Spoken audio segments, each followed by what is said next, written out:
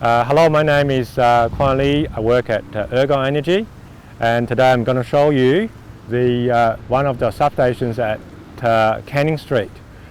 And this is our 6611 kV substation and supplied by two Vauxhall Pipe Point.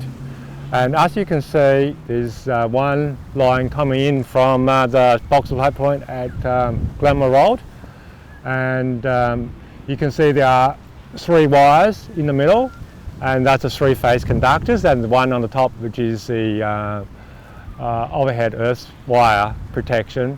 And on the bottom there's a black sort of color cable, and that's the pilot wire communication cables. So that's like a 80s, 90s technology. So we do have fiber at this substation, and so that's a modern differential protection scheme sort of comms requirement. So we slowly, progressively removing the pilot wire protection in the substation. And as you can see, so we have a substation fence, and we have a bit of a timber panel here in between the substation fence and the boundary fence.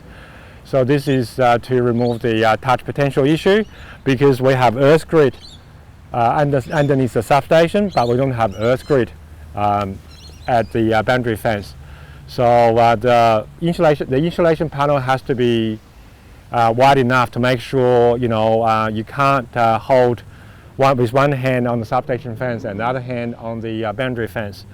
So as I mentioned before, we have earth grid underneath the substation. Normally the earth grid is about a meter outside the fence, and so in case if you stand on the fence and you stand from outside at the fence, and if there's a fault in the substation, you're holding onto the fence, and make sure you have the same potential between your feet and your hand holding onto the fence.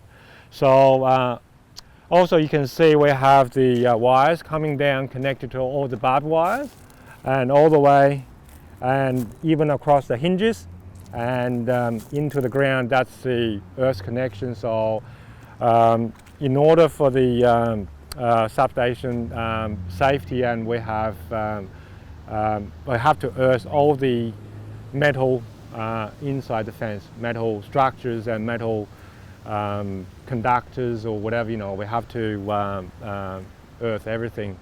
So inside substation you can see the lines going into a landing structure, and then the lines coming down, and we can see probably the isolators, the circuit breaker, and the CT for the transformer protection.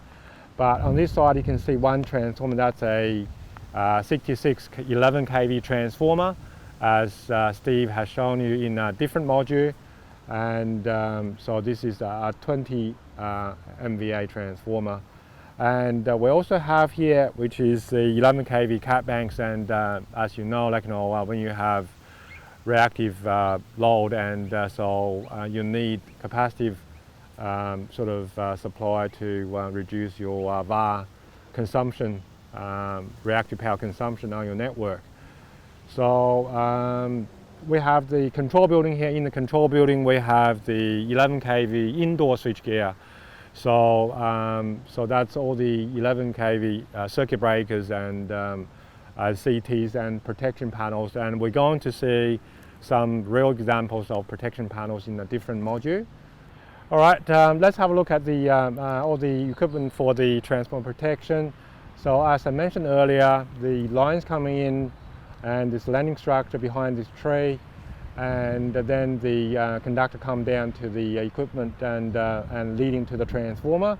And as you can see here, there's an isolator and circuit breaker with the two bushings on top of each other, and the next one is the CT, and then there's a little, I'm not sure you can see between the CTs and the transformer, that's a surge diverter.